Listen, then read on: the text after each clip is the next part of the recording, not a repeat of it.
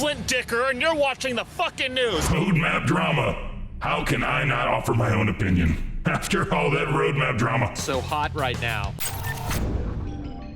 Oh, baby. Where are my goons at? Well, for those of you unaware, as of this video, CIG basically nuked the roadmap. Let's delve into this one. Personally, I feel lots of the justified frustration is due to the burnout. The majority want the MMO aspect, and that's what I feel should be important. All of a sudden, we see the roadmap wiped out and loads of talent move to what some perceive as a non-priority when the PU is happening now. And that's what we play on, the persistent universe. Now. Then add to that, year after year, systems desperately needed are shown to be worked on and even said to be out later this year, only to then have it vanish and pop up again with a new promise date, then to be deleted again off the tracker. As far as blaming backers, I can't really speak to this one. I did not read anywhere where they specifically were pointing a finger saying, you are at fault for this, so maybe I'm interpreting what the community is saying wrong. If they did, I don't know. I did read something about making lots of noise about changes, so I am going to assume it is that. Coming from a content creator, man, if I can take critiques, you should be able to as well. I didn't exactly see the noise hurt back-to-back record-shattering years of funding. But like me, if you see some legit criticism and are capable of pivoting and still maintaining the vision, then why not? As such, I will attempt to look at this from both sides, Cloud Imperium's and the community, trying to look at it from CIG's point of view. In a small way, it comes from some backers simply not understanding how this style of agile workflow moves, and why it's not ideal to show your progress when in development. Agile changes from company to company, but it is a needed tool in development, and a useful one. So, got it? Understood. But these critiques will be a product of being in a highly financially beneficial circumstance that CIG is in. Companies would kill for this scenario. While I think the roadmap should stay, I myself understood this was never final until things said final. But even I admit sometimes I would go to the roadmap and have hope, so I can see how some others would have as well. Basically, the roadmap was showing the epics of the project, but the tasks that are under these epics are the meat of the project, and that is much closer to where the project tracker resides. So many teams are going to be dependent on each other, and if one doesn't deliver, that can screw up the entire flow of other tasks being pushed until the next sprint. Bottom line, it's a system that works, but messy in a public environment who expect results. It works well enough in other studios, but really, CIG bit off more than they could chew, which is why they need to just get the campaign and the PU going, and that's it. No more side projects. I think the hope of meaningful progress was always at a breaking point, and the valve simply blew on this one. Truly, 2020 and 2021 saw more growth than all years combined so far, and we expected 2022 to continue that, and now by month 2, it feels to have come to a crashing halt. But not really, we are getting a barista. So just so I'm clear here, I'm not defending. I too feel things should be much further along. Straight up, Squadron 42 needs to ship. And no, not busted, and after a decade, it better not be. But CIG needs to prove that it can ship a finished product. Myself, and I'm sure many others, are very curious as to what a shipped AAA product looks like from CIG. Once shipped, are they capable of generating the capital they need to stand on their own, with less dependency from the backers? People can freak out all they want, but really, CIG is employing some of the top talent in the industry. It has the potential to truly be amazing. Once Squadron 42 ships, it will no longer be considered a startup. The ships sold in the stores will now officially become labeled sales and not pledges. Every company would call their sales a pledge just to get out of shit if they could. I need shoes, but the sneakers I buy from Nike are not exactly pledges. Here, just saying. There are many who could give a shit about the campaign. Me personally, I am not one of those, and I'm actually very curious to play it.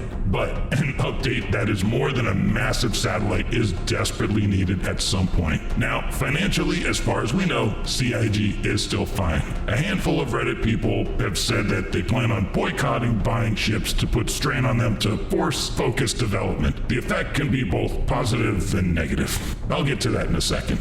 But first, let's take a trip through history of another large-scale project many said were crazy to try. Once upon a time in the magical land of Burbank, California, A young man by the name of Walt Disney put in everything he had and was in debt to his eyeballs to gamble on a film called Snow White and the Seven Dwarfs. Straight up, they spent years on it and were dangerously close to bankruptcy. Until one day, a CFO by the name of Roy Disney told his brother Walt, "Bro, show the film to the bankers so we can get loans and keep the doors open and finish the damn project." I'm paraphrasing, of course, but there it is. But I'm sure it didn't go down exactly like that. Anywho, after much fussing on Walt's part, he refused to show a half-done movie, an incomplete story. Because he had no choice, he invited the bankers over to watch what they had. Floored at what they saw, the banks gave them the loans and said, "Finish the project." And the rest, that they say, is history. I am in no way comparing Chris to Walt. Don't get your panties in a twist. But the scenario is kind of the same, so I felt it was relevant. So why could boycotting ship sales be a positive and a negative? As far as I see it, and just to reiterate, this is all my opinion and nothing has been mentioned by CIG about this. It's a negative because it could result in both titles dying and nobody gets to play it. Or the studio goes under after it sells equity now to cover its operating costs, and if they come up short, the investors can take ownership and sell it. And the next thing you know, it's Star Citizen brought to you by EA or Star Citizen brought to you by Activision Blizzard, a Microsoft company. And lots will be cut out. But hey, it'll ship. It's a positive because now legit pressure is added. And yes, some non-essential things can finally be cut, as it may be awesome on paper, but bad when implemented. Less tedious stuff, simply to have time gates. As of now, CIG has unprecedented ownership that any business would kill for.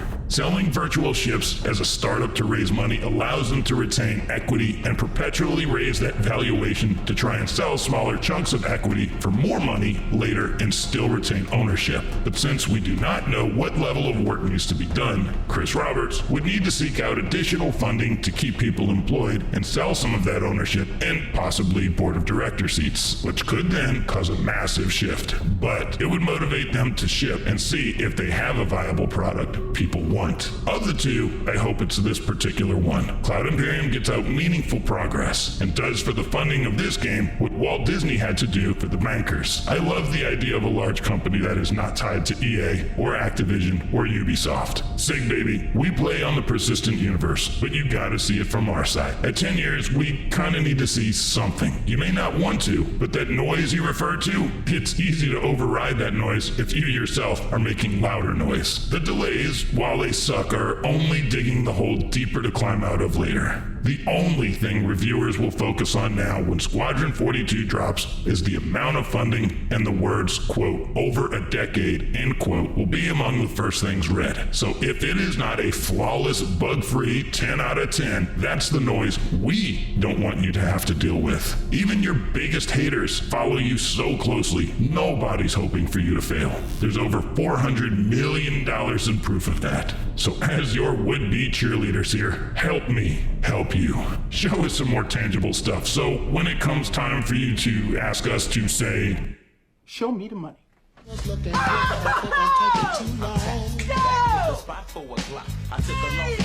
we'll continue to do so. Deep down, do I think funding will stop? No. Many who have said they will close their wallets will no doubt grab an LTI hoverbike token just in case before they leave. They probably just won't admit it on the open forums. At the same time, I have not been waiting 10 years like many others. From their perspective though, I get it. Since we don't see what the other half of the studio has been working on, they log in just to see one system with bugs killing you, losing cash money items from deaths caused by bugs, mining, some hauling, ground vehicles spazzing out if you close a lift, elevators flying across the room, desync, no signs of server meshing, poor performance on a massively powerful system, more time gates, and then read that salvage is coming this year for the 5th straight year. Again, we get it. It's frustrating on your end. It's also frustrating on ours. The backers need reassurance that progress is being made, and that's going to go beyond a roadmap.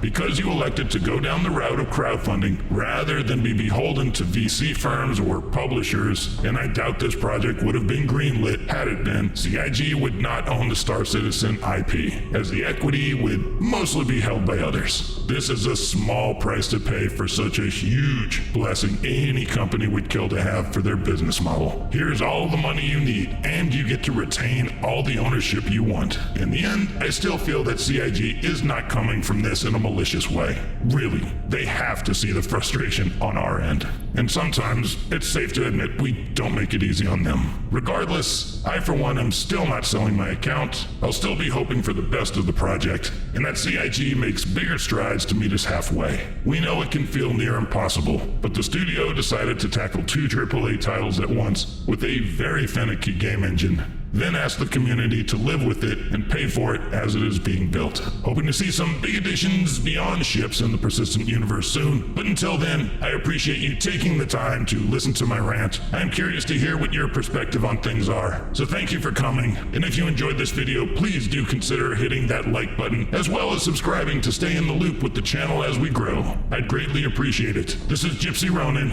out.